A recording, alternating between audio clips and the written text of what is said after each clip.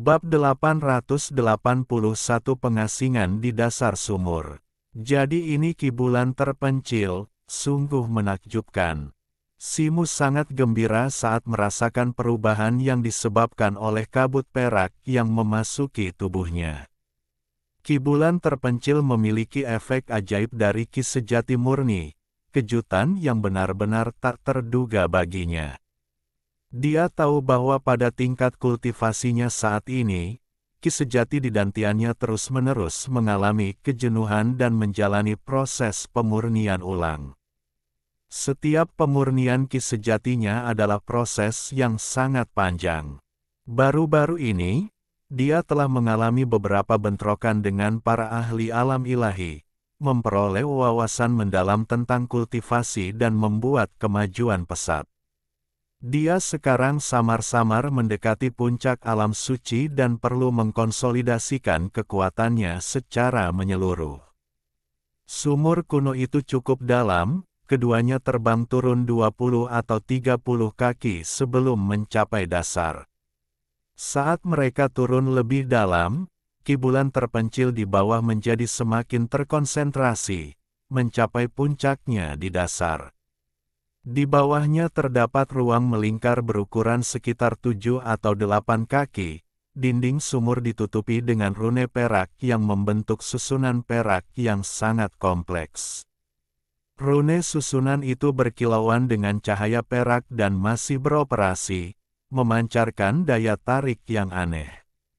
Melihat ke atas dari dasar sumur, samar-samar terlihat aliran cahaya bulan turun dari langit, jatuh ke dalam sumur kuno, berubah menjadi gumpalan cahaya perak yang terus menyatu ke dalam sumur.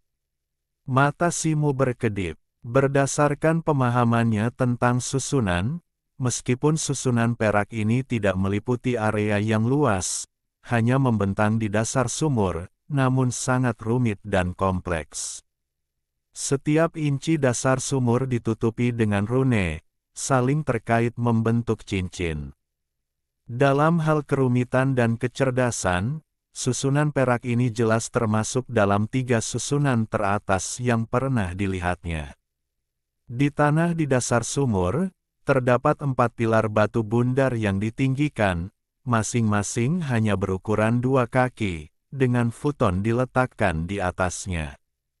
Cair telah menutup matanya dan berjongkok di salah satu futon, dengan gumpalan kabut perak berkumpul di sekitarnya, membentuk bola kabut perak di sampingnya. Burung bodoh ini, sungguh ingin memanfaatkan kesempatan. Melihat ini, Simu hanya bisa menggelengkan kepalanya tanpa berkata-kata. Anhua terhuyung dan mendarat di futon lain di dekatnya. Saudara An, aku ingat kau pernah menyebutkan bahwa sepertinya ada batasan waktu untuk kultivasi di sumur kuno bulan terpencil. Simu juga mendarat di pilar batu lain dan bertanya, "Ya, untuk memastikan keseimbangan Ki Bulan terpencil, para pendahulu klan Harimau Api kita telah menetapkan batasan di sini sejak lama. Setiap kali kita memasuki sumur kuno bulan terpencil untuk kultivasi, kita hanya dapat melakukannya maksimal 1 bulan. Setelah waktu habis, kita akan diteleportasi keluar dari sumur kuno bulan terpencil, dan batasan di luar sumur akan disegel sepenuhnya. Itu hanya dapat dibuka kembali setelah 10 tahun. Anhua mengangguk. Begitu. Simu terkejut dan berkata, "Waktu terbatas, Saudara Si, mari kita mulai dengan cepat," kata Anhua sambil menutup matanya. Simu segera duduk di pilar batu dan menutup matanya juga. Setelah sedikit menyesuaikan pernapasannya untuk membawa tubuhnya ke kondisi optimal, dia mulai melancarkan teknik kultivasinya. Seiring waktu berlalu, Ki Bulan terpencil di sekitarnya perlahan berkumpul, secara bertahap membentuk pusaran berbentuk corong di atas kepalanya, terus-menerus memasuki cakra mahkotanya, menyatu ke dalam tubuhnya, dan mengalir melalui anggota tubuh dan tulangnya. Dengan setiap siklus sirkulasi, energi sejati di dalam dantiannya menjadi lebih halus. Perubahan ini, meskipun tampak halus, sebenarnya berkali-kali lebih cepat daripada kultivasinya yang berat. Setelah mengedarkan energinya selama puluhan siklus, Simo merasa energi sejatinya telah menjadi jauh lebih murni, dan energi yang dimurnikan ini menjadi jauh lebih jinak. Dia sangat gembira, tidak hanya energi sejatinya, tetapi juga kekuatan teknik mendalam 9 revolusi miliknya, setelah menyatu dengan Ki Bulan terpencil, meskipun tidak menjadi lebih halus, telah menjadi jauh lebih damai. Simo membuka matanya, tatapannya dipenuhi kegembiraan. Dalam beberapa hari terakhir, terutama setelah menyelesaikan revolusi ke-7 dari teknik mendalam 9 revolusi, kekuatan 9 revolusi di dalam dirinya menjadi tidak stabil, menyebabkannya ragu untuk memulai revolusi ke-8. Fakta bahwa Ki Bulan terpencil dapat membawa kedamaian bagi kekuatan 9 revolusi sangat penting baginya. Dia menarik napas dalam-dalam, menutup matanya lagi, dan terus menyerap Ki Bulan terpencil, membenamkan dirinya dalam kultivasi. Waktu berlalu sedikit demi sedikit, dan setengah hari telah berlalu dalam sekejap mata. Simo tiba-tiba mengerutkan kening dan membuka matanya lagi. Dia begitu fokus pada keterkejutannya sehingga dia tidak menyadari bahwa meskipun Ki Bulan terpencil sangat berguna, Ki itu anehnya berat, sama sekali tidak memiliki keringanan dan kelancaran energi spiritual langit dan bumi. Seberapa cepat pun dia mengedarkan teknik kultivasinya, dia tidak dapat meningkatkan kecepatan penyerapannya. Dengan kecepatan ini, setidaknya akan membutuhkan beberapa bulan untuk menyerap cukup banyak. Memikirkan hal ini, dia melirik Cair dan Anhua di sampingnya. Setelah berpikir sejenak, dia melepaskan indera ilahinya untuk menyelidiki, dan alisnya sedikit mengerut. Anhua dan Cair berada dalam situasi yang sama, bahkan lebih lambat darinya dalam menyerap Ki Bulan terpencil. Dia merasa lega, masalahnya bukan pada tekniknya, melainkan memang begitulah sifat tempat itu. Simo menggelengkan kepalanya, menutup matanya, dan bersiap untuk melanjutkan kultivasi. Pada saat itu, hamparan cahaya merah yang luas tiba-tiba muncul di tubuh Anhua. Pola merah tua mulai samar-samar muncul di dahi dan pipinya. Ki Bulan terpencil di sekitarnya bergejolak, menyapu Simo dan Cair seperti gelombang. Namun, Cair tenggelam dalam kultivasi dan sama sekali tidak menyadari situasi eksternal. Secercah kegembiraan muncul di mata Simo, sepertinya kekuatan garis keturunan Anhua mulai menguat. Tepat saat itu, kilatan cahaya hitam muncul di tubuhnya, dan avatarnya muncul dengan sendirinya, seolah-olah terbangun oleh fluktuasi Ki Bulan terpencil baru-baru ini. Mata avatar itu bersinar dengan cahaya berapi-api saat melihat sekeliling. Ia membuka mulutnya lebar-lebar, memancarkan daya hisap, langsung menarik Ki Bulan terpencil di sekitarnya, yang berubah menjadi pilar cahaya perak yang menyatu ke dalam mulut avatar. Aura hitam yang terpancar dari avatar itu langsung menjadi lebih terang, kultivasinya sedikit meningkat. Melihat ini, Simo sedikit terkejut, tidak menyangka Ki Bulan terpencil benar-benar bermanfaat bagi avatarnya. Dia langsung dipenuhi dengan kejutan dan kegembiraan, energi bulan terpencil memberinya banyak kejutan menyenangkan. Avatarnya, khususnya, selalu memainkan peran tak terduga dalam pertempurannya melawan musuh-musuh kuat, meraih kemenangan yang mengejutkan. Namun, yang mengganggunya adalah kekuatannya tidak meningkat untuk waktu yang lama. Tapi kemudian, ekspresinya sedikit berubah, dan dia mengeluarkan seruan lembut. Dia tiba-tiba menyadari bahwa avatarnya menyerap energi bulan terpencil jauh lebih cepat daripada dirinya. Metode penyerapan ini, mata Simu berkilat, cara avatarnya menyerap energi bulan terpencil tampak agak mirip dengan teknik pemakan bulan. Itu dia, bagaimana mungkin aku melupakan teknik pemakan bulan? Dia mengutuk dirinya sendiri dalam hati.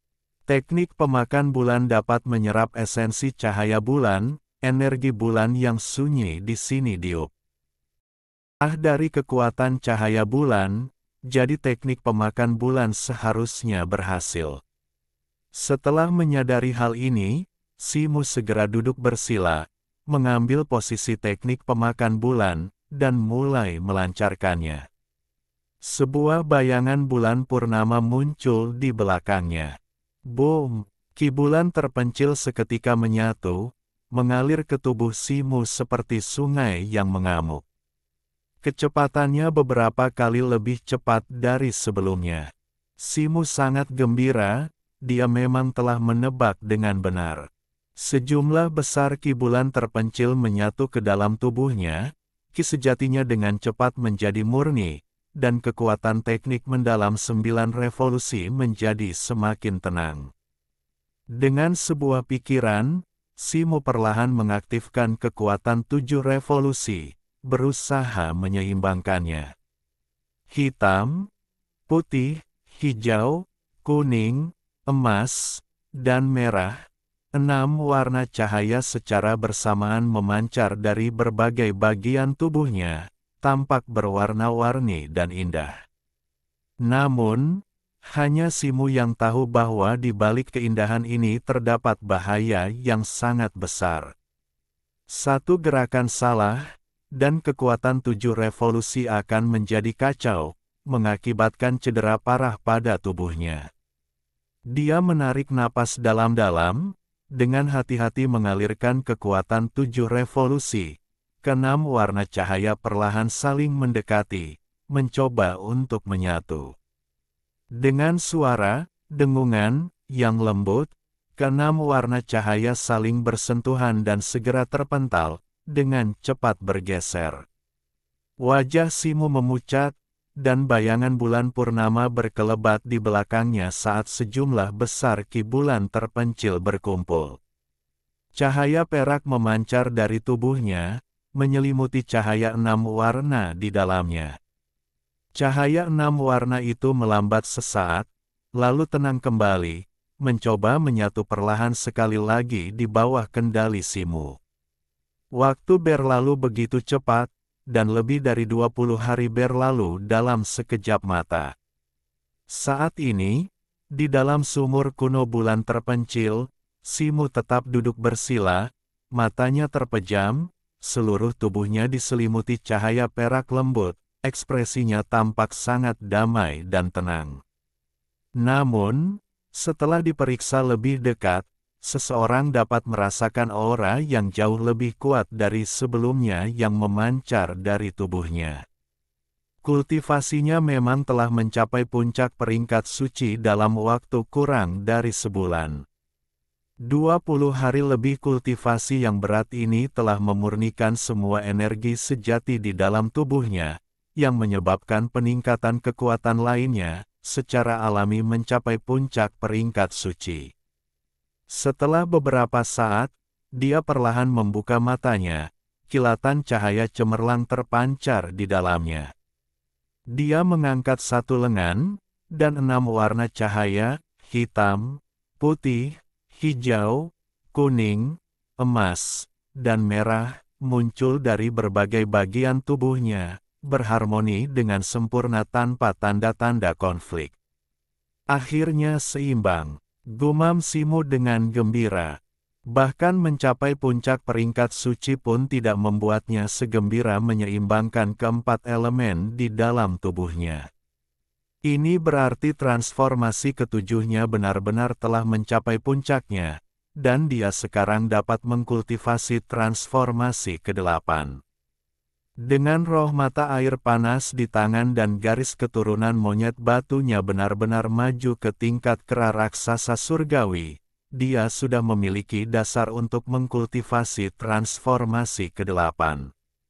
Menurut metode kultivasi, setelah menyelesaikan transformasi ke-8, dia dapat mencoba untuk benar-benar memajukan teknik mendalam 9 transformasi kecil menjadi teknik mendalam 9 transformasi sejati, membawa kelima elemen ke keadaan sempurna.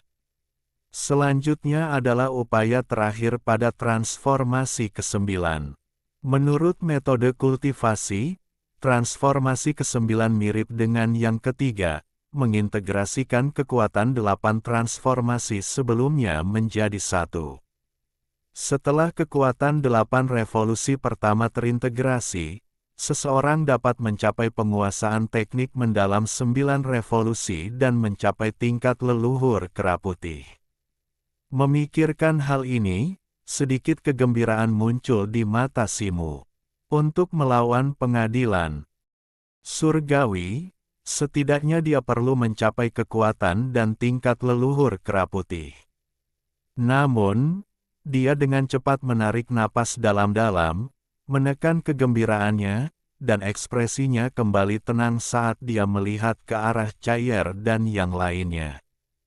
Cair, Anhua, dan avatarnya semuanya berada dalam situasi yang sama. Tubuh mereka diselimuti bola cahaya perak, jelas terlibat dalam kultivasi yang berat. Bab 882 Kemajuan Pesat. Simu mengamati sejenak, sedikit terkejut di matanya. Ketiganya menunjukkan peningkatan aura yang signifikan. Jika perkiraannya benar, Cair seharusnya sekarang telah mencapai level yang setara dengan peringkat Sein akhir. Burung beo berwarna-warni ini sendiri memiliki asal-usul yang luar biasa. Setelah dibawa kembali ke klan oleh saudara kandung Malong, ia mewarisi jubah binatang suci, yang sangat meningkatkan kultivasinya. Setelah mengikutinya selama bertahun-tahun, ia telah menerima banyak manfaat, baik yang terang-terangan maupun tersembunyi, dan kekuatannya telah mencapai peringkat suci pertengahan. Sekarang, setelah latihan keras di sumur bulan terpencil, mencapai peringkat Sein akhir bukanlah hal yang aneh. Oleh karena itu, meskipun Simu terkejut, ia tidak sepenuhnya tidak menyangka. Yang benar-benar mengejutkannya adalah avatarnya. Kultivasinya sekarang telah mencapai puncak peringkat Sein, sebanding dengan miliknya sendiri. Namun, mengingat kecepatan avatarnya menyerap ki bulan terpencil, ia dengan cepat tenang. Bagaimanapun, kemampuan avatar untuk meningkatkan kekuatannya adalah aset yang berharga, karena avatar ini memiliki domain yang terfragmentasi. Semakin kuat avatar, semakin besar kekuatan domain tersebut. Dengan kekuatan avatar saat ini, ditambah pedang patah berwarna merah darah itu, bahkan dirinya sendiri mungkin tidak akan mampu mengalahkannya tanpa menggunakan tongkat pembalik surga. Setelah menenangkan diri, Simu mengalihkan pandangannya dan menoleh ke arah Anhua. Anhua kini diselimuti bola cahaya perak, ukuran dan kecerahannya jauh melampaui Cair dan avatarnya. Aura yang kuat terpancar dari Anhua, jauh lebih kuat dari sebelumnya, bahkan samar-samar mengandung kehadiran yang arogan dan mendominasi. Sepertinya Anhua akan segera mampu menembus alam ilahi sebelumku, pikir Simu dalam hati. Sambil berpikir demikian, dia segera menutup matanya dan kembali memasuki keadaan meditasi. Masih ada beberapa hari tersisa hingga batas waktu 30 hari, dan dia tidak ingin menyia-nyiakannya. Waktu berlalu begitu cepat, dan 3 hari berlalu dalam sekejap mata. Saat Simu sedang berlatih, tekanan kuat tiba-tiba muncul, menciptakan gelombang kejut yang hampir meledakkan tubuh Simu dari pilar batu. Simu buru-buru membuka matanya, ekspresinya berubah drastis. Tekanan kuat terpancar dari Anhua, yang seluruh tubuhnya diselimuti cahaya merah tua. Cahaya itu begitu menyilaukan sehingga kondisi Anhua menjadi kabur, dan lidah api merah tua yang tebal menyembur keluar darinya, melesat ke segala arah. Sumur bulan terpencil diterangi cahaya merah tua, cahaya itu mengandung panas yang sangat tinggi, seolah-olah dasar sumur telah berubah menjadi lava cair. Cair dan avatarnya juga terpengaruh oleh hembusan angin, tubuh mereka tersapu. Apa yang terjadi? Apa-apaan ini? Cair tiba-tiba terbangun, berteriak. Namun, dia dengan cepat melihat sumber gangguan itu dan segera berhenti menangis. Matanya menunjukkan keterkejutan. Setelah berputar sedikit, Cair mendarat di bahu Simu. Avatarnya berputar di udara dan juga mendarat di samping Simu. Simu, ada apa dengan Anhua? Apakah dia akan naik ke alam ilahi? Tanya Cair dengan terkejut. Simu mengangguk, ekspresinya tenang. Dia pernah menyaksikan ini sebelumnya, ketika Yan Luo naik ke alam ilahi. Fenomena saat itu jauh lebih megah daripada yang dialami Anhua saat ini. Mata Cair langsung menunjukkan rasa iri. Simu agak terkejut. Meskipun kultivasi Anhua telah meningkat pesat setelah berlatih di sumur kuno bulan terpencil, dia seharusnya masih jauh dari menembus alam ilahi.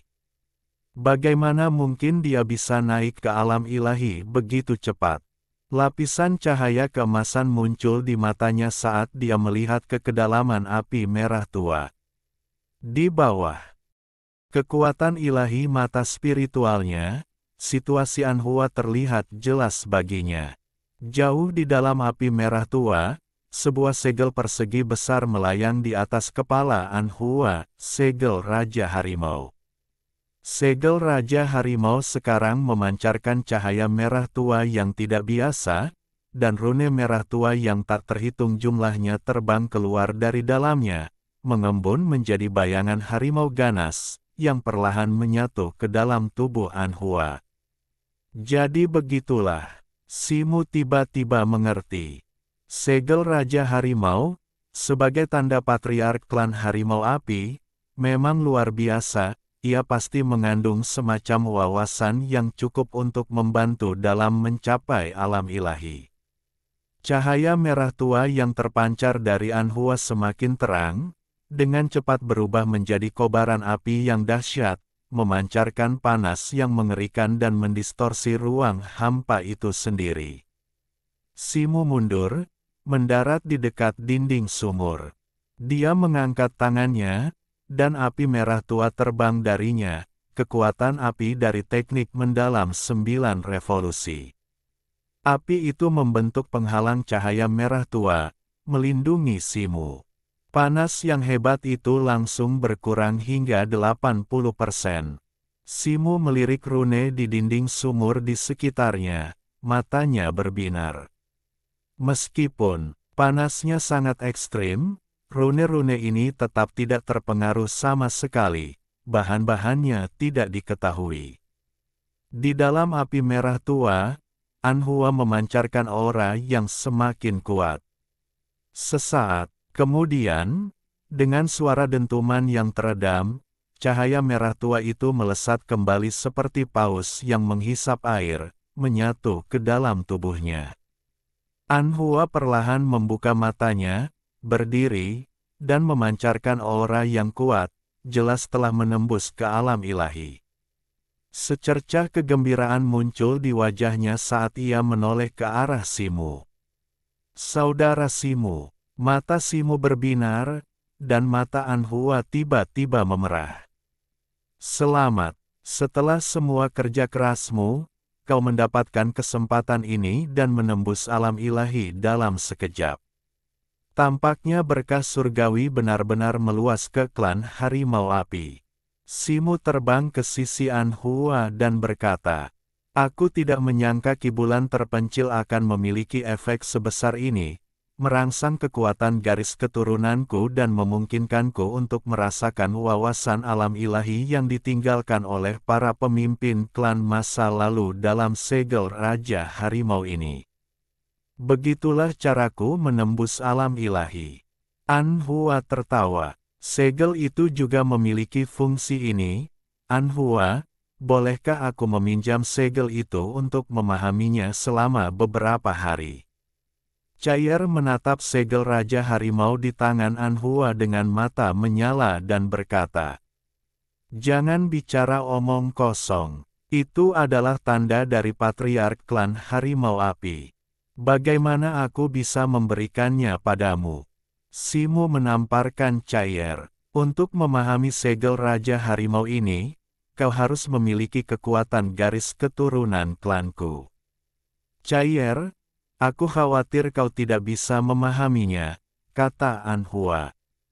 Aku hanya mengatakannya begitu saja, gumam Cair pelan. Masih ada 1 atau 2 hari lagi sebelum batas waktu 30 hari, jadi kita masih bisa memanfaatkan waktu ini untuk berkultivasi, kata Simu, sambil duduk bersila. Anhua mengangguk dan juga duduk bersila. Dia sekarang telah menembus ke alam ilahi, tetapi alamnya belum stabil dan perlu dikonsolidasikan. 2 hari berlalu begitu cepat. Pada hari ini, di dasar sumur kuno Bulan Terpencil, rune di tanah tiba-tiba bersinar terang, dan hamparan cahaya perak yang menyilaukan muncul darinya, menyelimuti Simu dan yang lainnya. Simu dan yang lainnya hanya merasakan kilatan cahaya putih di depan mata mereka, dan ketika mereka dapat melihat dengan jelas lagi, mereka mendapati diri mereka berada di ngarai di luar.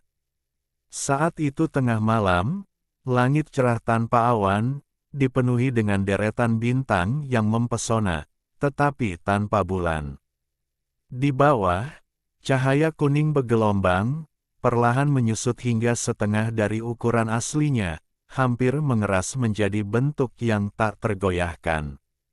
Penghalang penyegel telah aktif. Lain kali kita bisa masuk, kita harus menunggu 10 tahun lagi.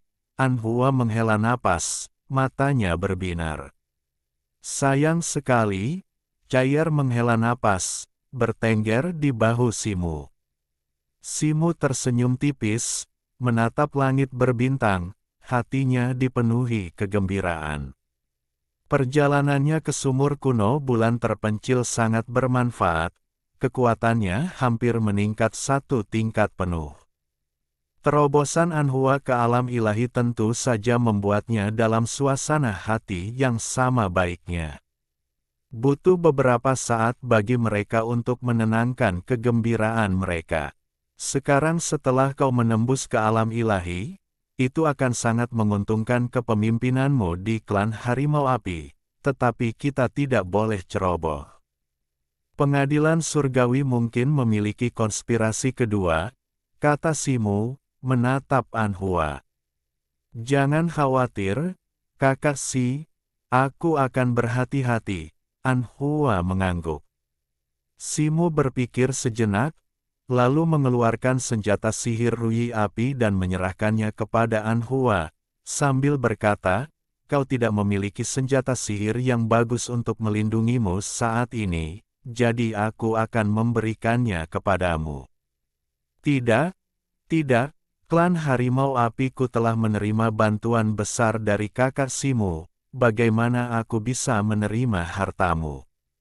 Ekspresi Anhua berubah, dan dia segera menolak. Barang ini tidak berguna bagiku. Prioritas kami sekarang adalah melawan pengadilan surgawi. Peningkatan kekuatanmu akan sangat membantuku. Selain itu, aku tidak memberikan senjata sihir ini begitu saja. Di masa depan, aku mungkin perlu menggunakan sumur kuno Bulan Terpencil ini untuk kultivasi, jadi anggap senjata sihir ini sebagai uang muka kecil. Simu tersenyum tipis dan berkata, Sumur kuno bulan terpencil begitu menakjubkan. Di masa depan, ketika berkultivasi hingga tahap ke-9, aku mungkin perlu menggunakan kibulan terpencil di sini. Saudara Si, apa yang kau katakan? Bantuan besarmu kepada klan kami tidak dapat dibalas hanya dengan menggunakan sumur kuno bulan terpencil beberapa kali. Mendengar ini, Anhua ragu sejenak, lalu menerima senjata sihir Ruyi Api dan berkata, "Baiklah, sudah waktunya aku pergi," kata Simu. "Saudara Si, mengapa kau tidak tinggal beberapa hari lagi di klan agar aku bisa menunjukkan keramahanku?" Kata Anhua cepat, "Tidak perlu. Aku sedikit khawatir dengan situasi di klan, jadi aku akan pergi sekarang." Simu melambaikan tangannya. Kesulitan klan Harimau Api membuatnya semakin khawatir tentang situasi klan kera raksasa penembus langit saat ini. Selain itu, dia sudah tertunda selama sebulan di sumur kuno bulan terpencil, dan dia tidak bisa menunda lebih lama lagi. Anhua terkejut, dan kemudian rasa malu muncul di hatinya. Dialah yang membawa Simu ke klan Harimau Api, itulah sebabnya dia tertunda begitu lama. Jika klan kera raksasa penembus langit menderita kerugian karena ini, dia akan merasa sangat bersalah. Saudara Simu ada urusan yang harus diurus, jadi aku tidak akan tinggal lebih lama lagi. Saudara Simu, yakinlah, di masa depan kedua klan kita pasti akan saling membantu dan melawan pengadilan surgawi bersama-sama, kata Anhua dengan sungguh-sungguh. Simu mengangguk, melambaikan tangannya untuk memanggil kereta terbang bulu naga, dan melayang ke langit. Sampai jumpa lagi. Simu menyapa Anhua, lalu mengucapkan mantra.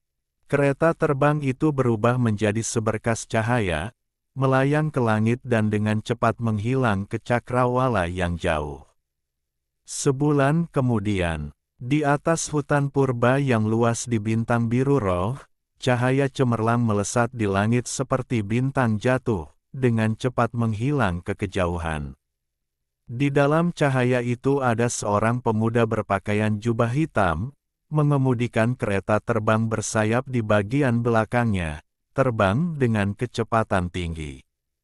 Pria ini cukup kekar, dengan fitur wajah yang tajam dan ekspresi yang tegas. Di pundaknya bertengger seekor burung beo gemuk dengan bulu-bulu cerah, matanya setengah terpejam, seolah sedang tertidur. Pria dan burung ini tak lain adalah Simu dan Cayer. "Simu, ada orang di bawah." Cayer tiba-tiba berseru saat mereka terbang. Bab 883 memasuki kembali alam rahasia. Aku juga memperhatikan itu. Mereka sepertinya dari klan kera raksasa. Tidak apa-apa, Simu mengangguk setelah mendengar kata-kata Cayer. Memang, tapi Stone, ada lebih dari satu orang. Mungkinkah sesuatu telah terjadi? Kata Cayer. Mari kita periksa dulu, kata Simu sambil mengangkat alisnya. Dengan itu, dia mengangkat satu tangan, dan kereta terbang bulu naga di bawahnya menghilang tanpa suara ke dalam hutan lebat di bawah. Setelah menyimpan kereta terbang, Simu mengamati sekitarnya dan mendapati daerah itu sunyi dan sepi.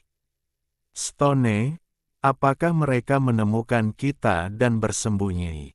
Bisik Cayer. Simu berpikir sejenak, dan tepat ketika dia hendak meminta Cayer menggunakan kemampuan mata spiritualnya, telinganya sedikit berkedut, dan dia menoleh ke kiri. Di tepi pandangan Simu terdapat semak belukar yang lebat, dan suara gemerisik itu berasal dari sana. Saat itu juga, semak belukar itu terbelah ke samping, dan sesosok besar berwarna coklat melompat keluar, seekor kera coklat. Tetua keempat, kau kembali. Kera coklat itu berteriak dari kejauhan. Itu tetua keempat yang kembali. Segera setelah itu, beberapa teriakan lagi terdengar, diikuti oleh riak di ruang hampa sekitarnya dari mana beberapa kera raksasa muncul. Tatapan Simo menyapu kera-kera raksasa ini, akhirnya tertuju pada kera coklat itu. Dia mengenalinya, itu adalah Bai Gang, kera coklat yang telah melaporkan berita itu kepada tetua pertama ketika dia pertama kali tiba. Bai Gang, apa yang terjadi? Mengapa begitu banyak orang di sini? Tanya Simo, bingung. Melaporkan kepada tetua keempat, setelah beberapa insiden di klan 6 bulan yang lalu, tetua pertama memerintahkan pos-pos terdepan untuk diperluas, meningkatkan area patroli untuk mencegah mata-mata istana surgawi melakukan pengintaian, jawab Bai Gang sambil membungkuk. Oh, apa tepatnya yang terjadi di klan 6 bulan yang lalu? Simo sedikit mengerutkan kening dan bertanya. Hah, ceritanya panjang. Kau harus kembali dan bertanya kepada tetua pertama dan yang lainnya, desah Bai Gang. Setelah ragu sejenak, Simo terbang ke langit lagi, menuju ke arah klan. Setelah sampai di pintu masuk lembah, ia mendapati jumlah penjaga telah berlipat ganda, dan mereka tidak lagi bersembunyi seperti sebelumnya, tetapi ditempatkan secara terbuka. Begitu Simo memasuki lembah, para kera membungkuk kepadanya, yang hanya dibalasnya secara singkat sebelum langsung menuju ke klan. Kembali di klan kera raksasa, Simo merasakan suasana tegang. Kera-kera muda yang biasanya ia lihat bermain-main tidak terlihat, sebaliknya, banyak kera raksasa dewasa, mengenakan baju zirah, berdiri dengan hikmat menjaga berbagai bagian klan, menciptakan suasana kewaspadaan yang tinggi. Simo tidak berlama-lama atau kembali ke kediamannya sendiri, tetapi langsung terbang menuju aula utama tempat tetua agung tinggal. Ia hampir belum mencapai puncak gunung di atas aula utama, sebelum ia sempat mendarat, ketika ia melihat tetua agung berdiri di plaza di depan aula, bersandar pada tongkat, menatapnya. Stone, mengapa tetua agung keluar untuk menyambut kita? Tanya Cair. Simo mengabaikan Cair, membungkuk di plaza, dan menyapa tetua agung. Tetua agung, junior ini telah kembali, kata Simo. Apakah perjalanannya lancar? Tanya tetua agung dengan tenang, tetapi dengan sedikit kegembiraan di matanya. Perjalanannya cukup lancar, meskipun ada beberapa liku-liku di sepanjang jalan, saya berhasil menyelesaikan misi saya, kata Simo. Jadi, klan Phoenix Surgawi bersedia bersekutu kembali dengan kita. Tanya tetua agung. Junior ini telah menjadi mitra Taois dengan gadis suci dari klan Phoenix Surgawi. Ketika waktunya tepat, kami akan menikah. Pada saat itu, kedua klan tidak hanya akan menjadi sekutu, tetapi juga mertua, kata Simo sambil sedikit tersenyum. Itu sangat bagus, kata tetua agung sambil tersenyum. Namun, klan Phoenix Surgawi, kura-kura batu, dan naga bumi sekarang sangat kuat, dan praktis merupakan pemimpin dari 100 klan sungai surgawi. Saya khawatir mereka akan kesulitan untuk mengakui status klan kera raksasa penembus langit lagi, kata Simo setelah berpikir sejenak. Tidak apa-apa, status sebuah klan diperoleh melalui usaha sendiri, bukan melalui pengakuan orang lain. Yang kuat tetap kuat, bukan karena kata-kata orang lain, itulah prinsipnya, kata tetua agung dengan tenang. Tetua agung benar sekali, kata Simo. Apakah klan Phoenix Surgawi telah mengatakan kapan kau dan gadis suci dapat menikah? Tanya tetua agung. Ketika aku membangkitkan garis keturunan kera raksasa penembus langit, jawab Simu setelah ragu sejenak. Begitu dia selesai berbicara, Cair berseru dengan tidak puas, orang-orang yang tidak dapat dipercaya itu. Situ jelas telah membangkitkan garis keturunannya, tetapi mereka menggunakan alasan garis keturunan yang tidak murni untuk menunda pernikahan Situ dan saudari Zong. Mereka tidak tahu malu. Oh, kau sudah membangkitkan garis keturunan klan. Tanya tetua agung dengan terkejut. Dia menatap Simu dari atas ke bawah, wajahnya langsung berseri-seri gembira. Lumayan, lumayan. Garis keturunanmu telah bangkit, dan kultivasimu telah meningkat pesat. Sepertinya kau telah mengalami banyak petualangan dalam perjalananmu ke klan Phoenix Surgawi, dan mendapatkan banyak hal. Tetua pertama bertepuk tangan dan tertawa terbahak-bahak. Tepat ketika Simu hendak menjawab, ia mendengar serangkaian langkah kaki terburu-buru di luar aula. Keduanya menoleh ke arah suara itu dan melihat sosok emas bergegas masuk melalui pintu aula. Orang ini tak lain adalah tetua kedua, Bai Chang. Simu tak bisa menahan senyum tipis.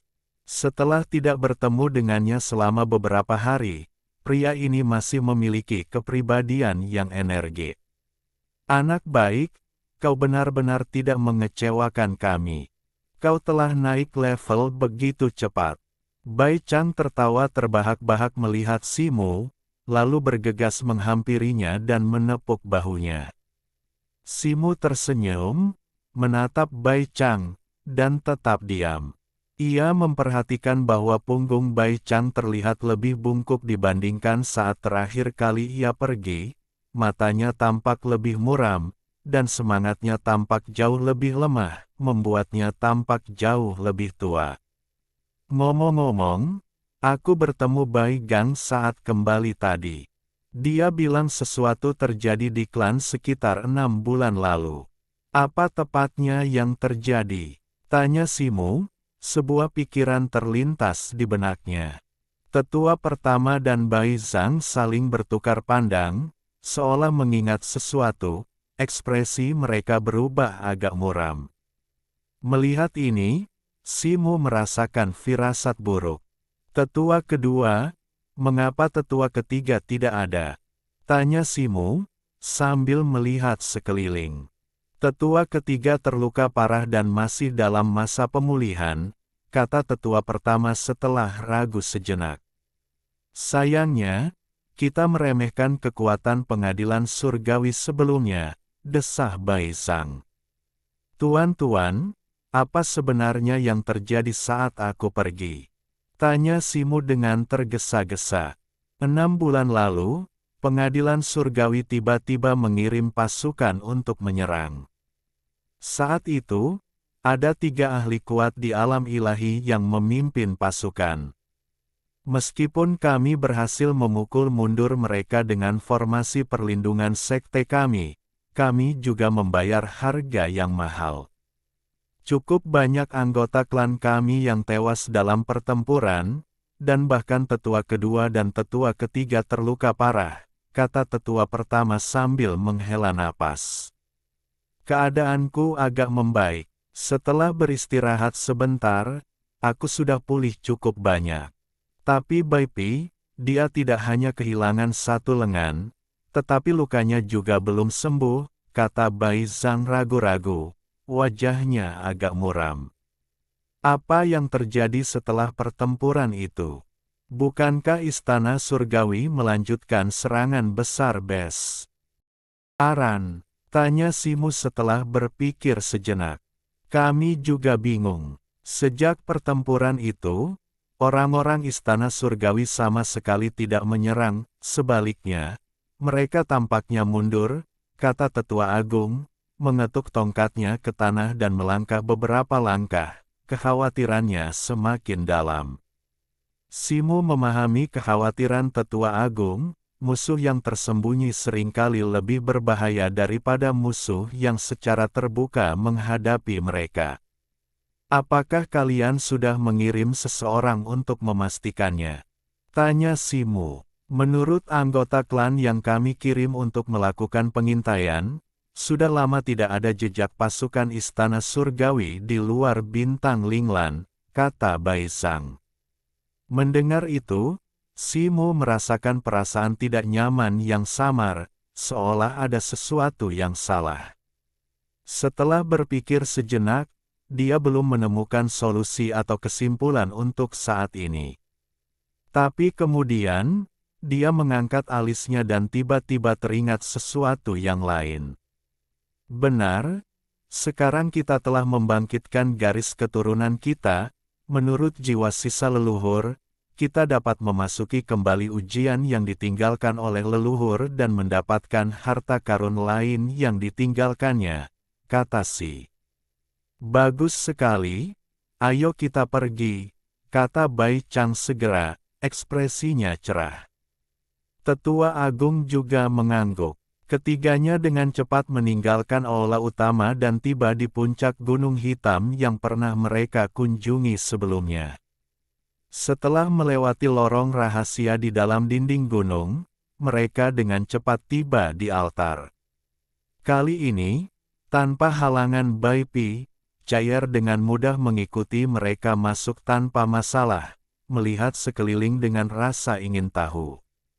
Kupikir ada beberapa harta karun di dalam, tapi ternyata hanya seperti ini, kata Cair dengan seringai kecewa.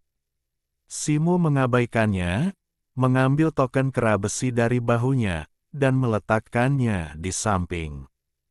Kemudian ia membungkuk kepada kedua tetua. Tidak ada waktu untuk disia-siakan, pergilah, kata tetua pertama. Mendengar ini, Simu berbalik dan berjalan ke altar. Dengan lambaian tangannya, ia mengeluarkan token kera besi dan mengarahkannya ke lempengan batu hitam. Cahaya gelap segera mengalir dari pusaran hitam di lempengan itu, menyelimuti Simu dan menghilang dalam sekejap. Sama seperti terakhir kali ia memasuki tempat ini, sesaat kemudian, sosok Simu muncul di aula yang kosong. Simu melihat sekeliling dan mendapati bahwa lingkungan sekitarnya persis sama seperti sebelumnya. Ia menenangkan dirinya dan, tanpa ragu, melangkah ke kedalaman istana. Melangkah keluar dari aula dan melewati serangkaian koridor, Simu segera melihat air terjun yang pernah dilihatnya sebelumnya. Kilatan cahaya muncul di tubuhnya, dan 9 naga pengunci armor emas muncul. 3 naga emas berputar di sekitar tubuhnya, membentuk tirai cahaya berbentuk bola yang menyelimutinya. Setelah menyelesaikan semua ini, Simu melompat dan terbang menuju air terjun. Namun, tepat saat ia mencapai tirai air terjun, air itu tiba-tiba melengkung, membentuk tonjolan besar, dari mana muncul kepalan tangan raksasa. Mata Simu berbinar, lengan kanannya sedikit menekuk, tinjunya mengepal, dan ia melayangkan pukulan. Tinjunya berkilauan dengan cahaya, otot-ototnya menegang, dengan cepat membesar 100 kali lipat dari ukuran aslinya, berubah menjadi tinju kolosal yang bertabrakan keras dengan tinju raksasa yang muncul dari tirai air. Raungan yang memekakkan telinga bergema. Simu merasakan kekuatan luar biasa mengalir melalui lengannya, darah dan ki-nya melonjak, dan ia tanpa sadar terlempar ke belakang. Bab 884 Langit menjadi gelap. Raungan. Sebelum Simu sempat menyeimbangkan diri, raungan yang memekakkan telinga datang dari depan, membuat gendang telinganya bergetar, membuatnya merasa pusing dan pikirannya kacau. Ia menekan rasa tidak nyamannya dan segera memfokuskan pandangannya, hanya untuk melihat sosok putih raksasa muncul dari air terjun yang menyembur. "Tuan Bai," seru Simu terkejut. Sosok putih yang muncul dari air terjun itu tak lain adalah seekor kera raksasa yang ditutupi bulu putih panjang, tak lain adalah leluhur kera putih. Begitu muncul dari air terjun, ia memukul dadanya dan meraung ke langit. Kemudian, ukurannya bertambah beberapa kali lipat, mencapai hampir 1000 kaki, menjadi seperti puncak gunung yang berdiri di hadapan Simu. Segera setelah itu, cahaya keemasan berputar di sekitar leluhur kera putih, dan sebuah baju besi emas muncul, menutupi seluruh tubuhnya. Auranya melonjak drastis. Simu, yang nyaris tidak mampu menyeimbangkan diri, memfokuskan pandangannya lagi dan sedikit terkejut. Meskipun leluhur kera putih di hadapannya tampak persis seperti yang telah muncul dalam mimpinya beberapa kali, baik dari segi penampilan maupun tingkah laku, pupil matanya berwarna putih kosong, tanpa kehidupan. Ini menunjukkan bahwa, leluhur kera putih, ini bukanlah yang asli, melainkan produk dari teknik atau formasi rahasia. Sambil mengamati yang lain, ia mengaktifkan kitab suci bela diri Brahma Agung di dalam tubuhnya. Cahaya putihnya melonjak dengan dahsyat, dan tubuhnya dengan cepat tumbuh lebih tinggi. Dalam waktu singkat, ia menjadi setinggi leluhur kera putih. Setelah melihat Simu, leluhur kera putih memukul dadanya lagi, menatap Simu dengan mengancam. Detik berikutnya, ia mengepalkan tinjunya dan membantingnya ke tanah. Raungan yang memekakkan telinga, bumi bergetar hebat, dan retakan saling bersilangan di permukaannya, sedalam puluhan kaki. Bongkahan batu besar yang hancur beterbangan, seolah dikendalikan oleh tangan tak terlihat, semuanya meluncur ke arah Simu. Melihat ini, Simu mengaburkan udara dengan satu tangan, dan bayangan kepalan tangan yang tak terhitung jumlahnya muncul, menghujani seperti badai langsung ke bebatuan yang menjulang tinggi. Suara bebatuan yang berjatuhan dan hancur bergema terus-menerus. Bersamaan dengan itu, tangan lainnya, dengan jari-jari seperti pisau, menebas secara horizontal di depannya. Telapak tangannya bersinar dengan cahaya keemasan, benar-benar seperti pisau raksasa, membelah parit besar selebar puluhan kaki di tanah. Retakan yang berkelok-kelok dan meluas berhenti tiba-tiba saat memasuki parit seperti jurang ini. Pada saat yang sama, leluhur kera putih menekuk lututnya dan melompat ke udara, langsung melayang ke langit. Kilatan cahaya kuning tanah terpancar dari sosoknya yang besar, dan dia jatuh seperti gunung yang menjulang tinggi. Melihat ini, Simu tidak ingin menerima serangan langsung, bergerak dan mundur. Suara dentuman yang memekakkan telinga bergema. Simu merasakan getaran hebat di bumi, diikuti oleh cincin cahaya kuning tanah yang menyapu ke arahnya saat leluhur kera putih jatuh ke tanah. Secara naluriah ia mencoba melawan, tetapi mendapati cahaya itu lemah, mudah memudar. Raungan, leluhur kera putih meraung dan menyerbu ke depan, tinjunya yang besar berkilauan dengan cahaya keemasan yang tajam saat menghantam Simu. Simu secara naluriah mundur untuk mengumpulkan kekuatannya, tetapi di saat berikutnya, ia terkejut. Ia takjub mendapati dirinya tidak dapat bergerak. Melihat ke bawah, ia menemukan kakinya tertutup baju zirah batu tebal, sepenuhnya menyatu dengan tanah. Baju zirah batu mistis ini memiliki fungsi seperti itu. Simu takjub, tetapi tidak punya waktu untuk berpikir lebih jauh. Ia hanya bisa dengan putus asa mengangkat tinju kanannya dan menghantamkannya ke arah leluhur kera putih. Sebuah bang yang keras bergema, sebuah kekuatan dahsyat menghantam, dan Simu merasakan tulang lengannya retak, hampir patah, saat ia tanpa sadar terlempar ke belakang. Dengan kakinya masih tertanam di tanah, ia seperti bajak raksasa, mengukir alur yang dalam dan membelah hamparan tanah yang luas ke kedua sisi. Setelah terlempar ratusan kaki ke belakang, menghancurkan puluhan pohon kuno yang menjulang tinggi, Simu akhirnya berhasil berhenti. Meskipun dia telah mendorong kitab suci bela diri Brahma Agung hingga batasnya, dan meskipun ukurannya sangat besar, dia masih sedikit lebih lemah dari leluhur kera putih dalam hal kekuatan. Simu berdiri tegak, kilatan cahaya memancar dari tubuhnya saat armor emas pengunci 9 naga terwujud. Dengan jentikan pergelangan tangannya, tongkat besi Rui ditarik dari sarungnya. Permukaannya berkilauan dengan cahaya keemasan saat berubah menjadi pilar kolosal sepanjang ratusan kaki, yang digenggamnya erat-erat di tangannya. Karena ini adalah ujian yang tak terhindarkan, mohon maafkan Simu atas kesalahannya.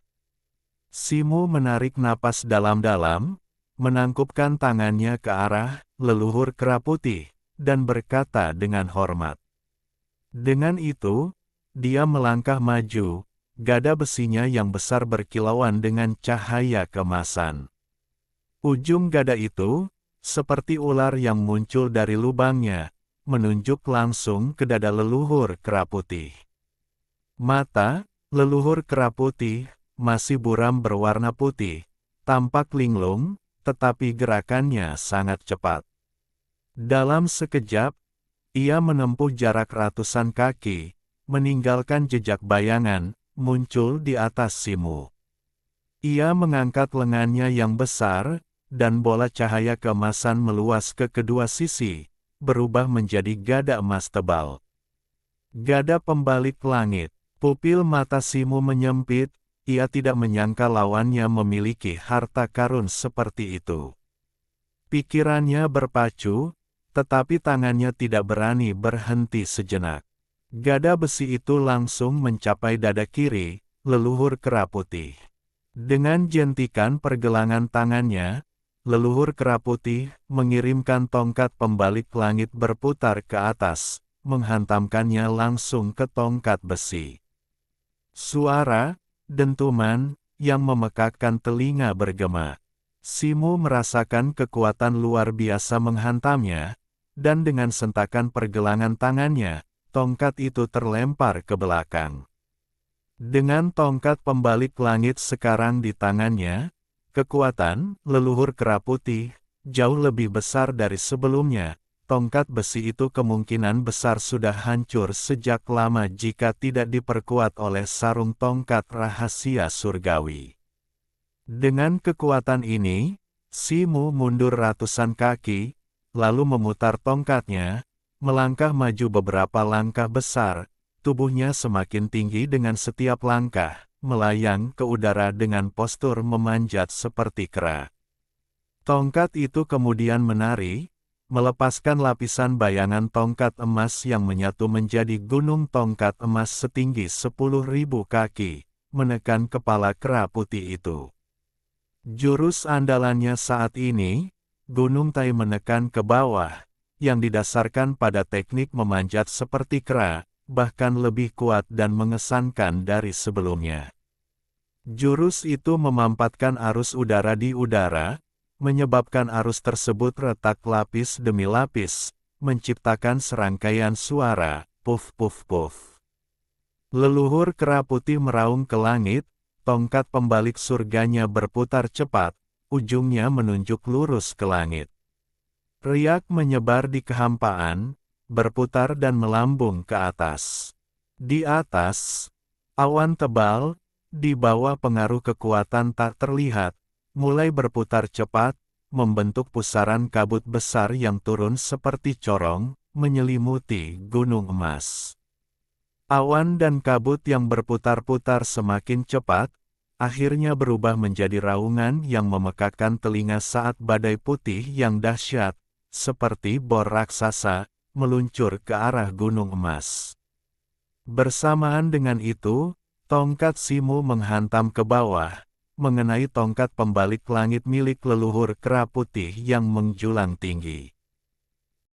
Ledakan yang memekakkan, telinga bergema, dan cincin cahaya emas yang menyilaukan muncul di titik di mana kedua tongkat raksasa itu bertabrakan. Kemudian, cahaya emas itu berkilat dan meluas seketika, menyapu ke segala arah. Angin berdesir menerpa, dan pohon serta bebatuan yang disentuh cahaya emas itu patah dan roboh. Dalam sekejap, seluruh kehampaan tampak diselimuti cahaya emas, menjerumuskan segalanya ke dalam kegelapan, pemandangan kiamat di mana tidak ada yang bisa dilihat, disertai dengan raungan yang memekakkan telinga. Cahaya emas ini lenyap dalam sekejap mata. Saat cahaya emas memudar, seluruh alam rahasia itu hancur, kecuali air terjun di belakang leluhur kera putih, yang tampaknya dilindungi oleh kekuatan khusus dan tetap tidak terpengaruh.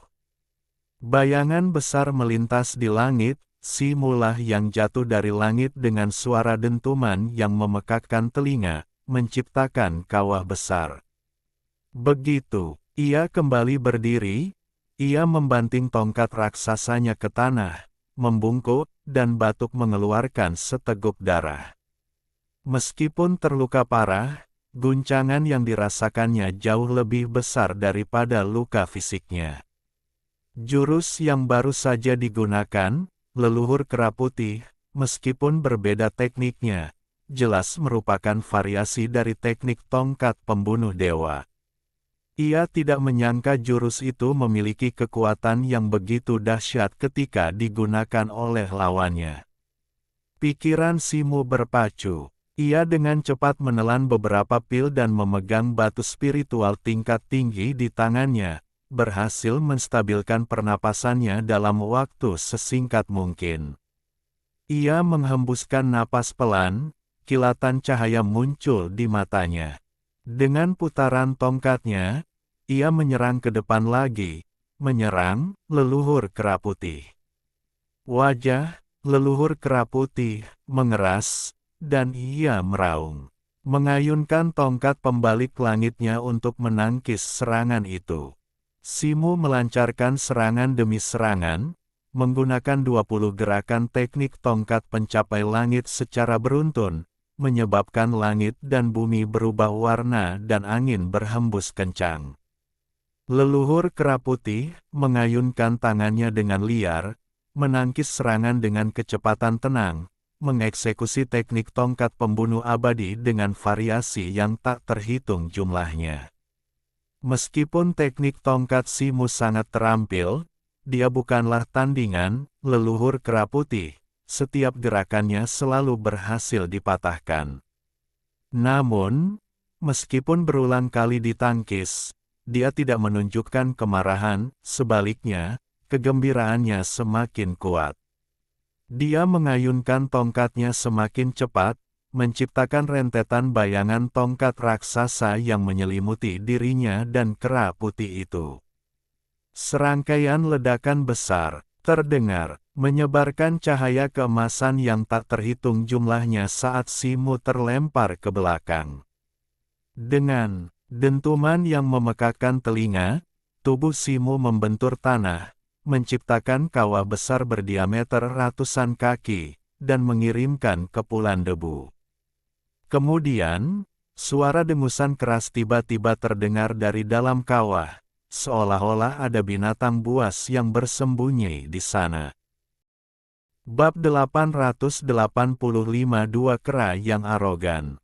Raungan. Dengan raungan yang dahsyat, tanah bergetar, dan sesosok besar berwarna putih melompat keluar dari lubang yang dalam, mendarat di tanah. Tubuhnya ditutupi bulu putih tebal dan panjang, mulutnya dipenuhi gigi-gigi besar dan bergerigi, lengannya berotot, dan tangannya berujung cakar panjang dan tajam. Ia menyerupai kera raksasa putih, bahkan memiliki kemiripan dengan leluhur kera putih. Namun, matanya bersinar dengan cahaya redup yang menusuk, kepalanya tegak, memancarkan aura kesombongan. Orang ini tak lain adalah Simu. Ia mengangkat tangannya, menundukkan kepalanya, dan memeriksa dirinya sendiri. Tampaknya masih agak tidak terbiasa dengan tubuh ini. Aku bisa berubah menjadi tubuh kera raksasa pencapai langit. Gumam Simu, perasaan kompleks muncul dalam dirinya. Meskipun ia telah berubah menjadi kera putih lebih dari sekali sebelumnya, sebagian besar waktu ia hanya menjadi pengamat, tidak memiliki kendali atas tubuh kera putih ini. Oleh karena itu, ini adalah pertama kalinya dia benar-benar mengendalikan tubuh kera raksasa pencapai langit. Simu tanpa sadar mengepalkan tinjunya, merasakan kekuatan yang terpancar darinya, secercah kegembiraan dan antusiasme perlahan muncul di matanya. Dia mengangkat kepalanya, menatap leluhur kera putih di hadapannya, hatinya dipenuhi rasa syukur daripada niat membunuh. Karena Zhongxiu, garis keturunan kera batu di dalam dirinya telah terbangun, mengubahnya menjadi kera raksasa, tetapi tampaknya karena garis keturunan yang tidak lengkap, dia tidak dapat berhasil berubah menjadi kera raksasa sejati melalui kitab bela diri Brahma Agung. Tanpa diduga, pertemuan yang menguntungkan hari ini tidak hanya memperdalam pemahamannya tentang tongkat pembunuh abadi dan teknik mendalam 9 revolusi, tetapi juga merangsang perubahan dalam garis keturunannya, memungkinkan kitab bela diri Brahma Agung untuk maju lebih jauh, berhasil mengubahnya menjadi kera raksasa. Pada saat ini, leluhur kera putih berdiri diam di tempatnya, tidak menyerang lagi. Tuan Putih, Simu tentu tidak akan mengecewakan Anda. Sekarang, saya akan menggunakan tongkat pengubah langit ini untuk belajar dari Anda, kata Simu dengan hikmat, membungkuk kepada leluhur kera putih. Setelah mengatakan itu, Simu kembali berdiri tegak, dan dengan jentikan pergelangan tangannya, sebuah tongkat panjang yang berkilauan dengan cahaya keemasan muncul. Matanya memancarkan cahaya keemasan yang menyilaukan. Kilatan cahaya menyelimuti Simu, dan bulu-bulu di tubuhnya berdiri tegak. Api merah menyala keluar dari lengan kirinya, langsung menutupi seluruh tongkat. Kemudian, lingkaran api terus melingkar ke atas, menyelimuti seluruh tubuh kera raksasa Simu. Di tengah kobaran api, armor emas pengunci 9 naga di tubuh Simu juga diselimuti api, dan dengan desisan, tirai api besar sepanjang ratusan kaki menyala di belakangnya. Tirai api itu, seperti jubah merah menyala raksasa, berkibar tertiup angin, memancarkan aura yang luar biasa. Leluhur kera putih, yang menghadap Simu dari kejauhan, tampaknya juga merasakan sesuatu, dan api emas tiba-tiba muncul dari tubuhnya, menyelimutinya sepenuhnya. Simu dapat dengan jelas merasakan aura yang terpancar dari api emas terus meningkat, menjadi sangat kuat. Dua kera raksasa, satu emas dan satu merah tua, tubuh mereka diselimuti api, saling menatap, meraung bersamaan. Mereka saling menyerang, mengacungkan tongkat panjang mereka. Raungan, Simu meraung berulang kali, matanya berkilat cahaya emas. Tongkat pengubah langitnya berdengung saat dia membantingnya ke arah leluhur kera putih. Namun, leluhur kera putih memegang tongkatnya terbalik, mengayunkannya ke atas ke arah Simu. Dentingan yang memekakkan telinga terdengar. Kedua tongkat itu, yang tampaknya lambat tetapi sebenarnya sangat cepat, bertabrakan dengan keras di udara. Kemudian, berpusat pada mereka, ruang hampa dalam radius 100 mil bergetar hebat, riak menyebar ke segala arah. Namun, Simu dan leluhur kera putih tetap tak bergerak. Terkunci dalam kebuntuan, Gelombang energi putih yang terlihat memancar dari keduanya, meluas dan menyebar ke segala arah, menyebabkan kepulan debu besar membubung keluar. Mata Simo menyala lebih terang, semangat bertarungnya mencapai puncaknya. Tongkat panjangnya, yang tadinya menekan ke bawah, tiba-tiba berputar, ujungnya melesat ke atas, mengarah langsung ke dada kera putih itu. Melihat ini, leluhur kera putih mencengkeram tongkatnya erat-erat, menekannya ke bawah dan memaksa ujung tongkat Simo ke bawah, mundur beberapa langkah dengan serangkaian bunyi gedebuk. Begitu ia mendapatkan kembali keseimbangannya, ia tiba-tiba mengayunkan tongkatnya, melompat ke udara dan menyerang Simo. Melihat ini, Simo tidak mundur tetapi maju, juga melompat ke udara, sosoknya berbelit-belit dengan kera putih di udara, terlibat dalam pertempuran sengit. Serangkaian bunyi dentingan keras terdengar, saat cahaya keemasan dan merah menyala terang di langit. Awan putih tebal, hangus oleh dua warna api, berubah menjadi merah keemasan, dengan cepat menghilang. Lapisan bayangan tongkat merah keemasan memenuhi langit, tidak hanya membakar awan tetapi juga menyebabkan retakan muncul di langit. Tanah di bawah mereka sudah bergetar hebat, banyak sekali bebatuan hancur, sebagian besar pohon terkubur di bawah tanah yang gembur, dan bahkan lengkungan air terjun pun melebar.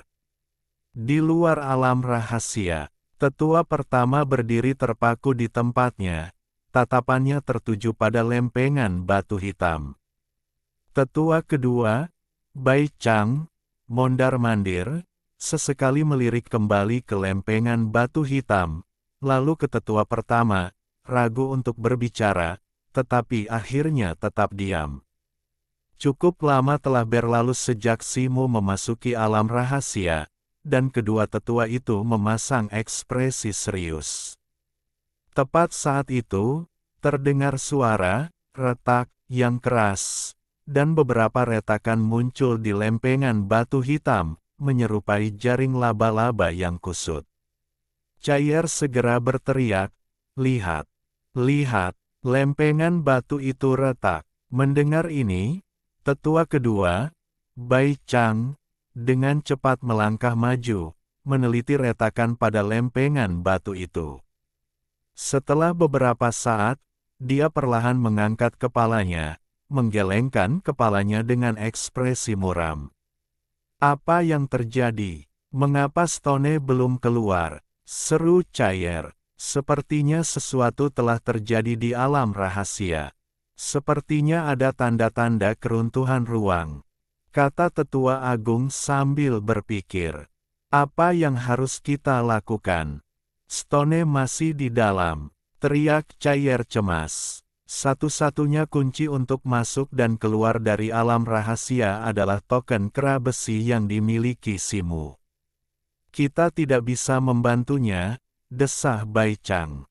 "Apa yang harus kita lakukan?" "Hanya diam saja," teriak Cair. "Jangan panik. Kita harus mempercayai Simo," kata tetua agung dengan sungguh-sungguh. Tapi, Cair tahu bahwa mengatakan lebih banyak akan sia-sia, jadi dia membuka mulutnya tetapi kemudian berhenti. Pada saat yang sama, alam rahasia sudah kacau. Langit semula tidak dapat dikenali, dan ada retakan gelap di mana-mana. Tanah dan bebatuan yang runtuh dan hancur tersapu oleh angin kencang, membentuk badai pasir kuning redup yang tak terhitung jumlahnya yang mengamuk di seluruh alam rahasia. Dan di tengah semua kekacauan itu adalah Simo dan leluhur kera putih. Menggunakan tongkat pembalik langit dengan tubuh kera raksasa, sambil memperpanjang batas waktu, menghabiskan sejumlah besar energi sejati dan kekuatan fisik. Pada titik ini dalam pertempuran, dada Simo naik turun, dan dia merasakan kekuatannya melemah. Namun, cahaya di matanya tetap tak berkurang, menunjukkan kegembiraan. Tepat saat itu, matanya berkilat, dan dia mengayunkan tongkat. Pembalik langit dengan suara mendesing, kakinya bergeser, tubuhnya berputar seperti gasing. Bayangan tongkat yang kabur muncul, memunculkan bayangan-bayangan yang saling bersilangan.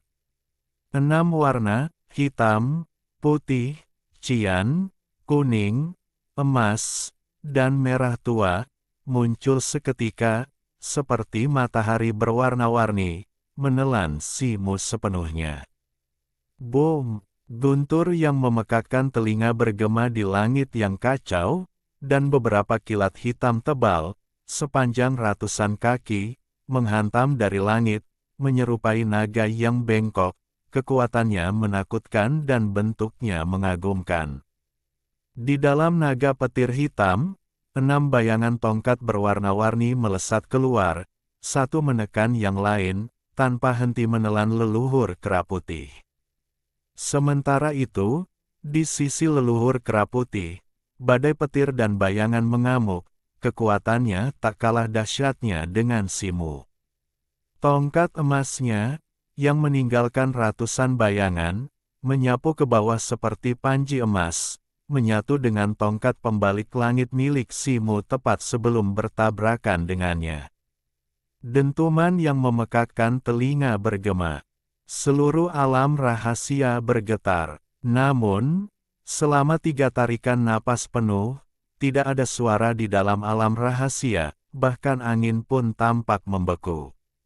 Setelah keheningan singkat itu, getaran dahsyat menyapu langit dan bumi.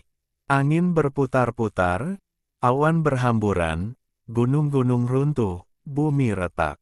Lapisan batu dan tanah hancur, asap dan debu menghilang sedikit demi sedikit, dan api berhamburan dan meledak seperti hujan meteor. Di tengah hujan api yang mengamuk, sosok kolosal, leluhur kera putih, yang dikelilingi cahaya keemasan dan rune berputar yang menghilang seperti kunang-kunang. Tiba-tiba tampak berkilauan di matanya yang kosong. Simu menatap wujud leluhur kera putih yang mengesankan itu, hatinya dipenuhi berbagai emosi, tetapi sebagian besar rasa syukur. Detik berikutnya, sayap hitam putihnya mengepak dengan keras, mendorongnya ke dalam kobaran api yang jatuh dari langit. Dia telah mendapatkan kembali wujud manusianya, tetapi auranya tidak stabil, dan penerbangannya canggung, dia hampir tewas diterjang api beberapa kali. Seluruh alam rahasia berada dalam keadaan kacau, kecuali puncak gunung dengan air terjun yang mengalir, yang masih mempertahankan sebagian bentuk aslinya.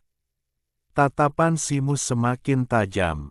Mengabaikan kebutuhan untuk mengisi kembali energi spiritualnya, sayap hitam putihnya terus mengepak, menembus hujan api saat dia terbang menuju air terjun yang sangat berubah bentuk. Saat sosok leluhur kera putih benar-benar lenyap, bintik-bintik cahaya secara bertahap menjadi transparan, menyatu dengan ruang sekitarnya. Kilat yang tersebar di langit secara bertahap menghilang, dan bahkan hujan api yang tak henti-hentinya perlahan mereda. Angin kencang secara bertahap berhenti, badai pasir secara bertahap mereda, dan bahkan retakan gelap di langit secara bertahap pulih. Alam rahasia perlahan kembali stabil. Di luar alam rahasia, retakan pada lempengan batu hitam juga berhenti melebar, dan bintik-bintik cahaya mulai muncul di atasnya, pulih dengan kecepatan yang sangat lambat.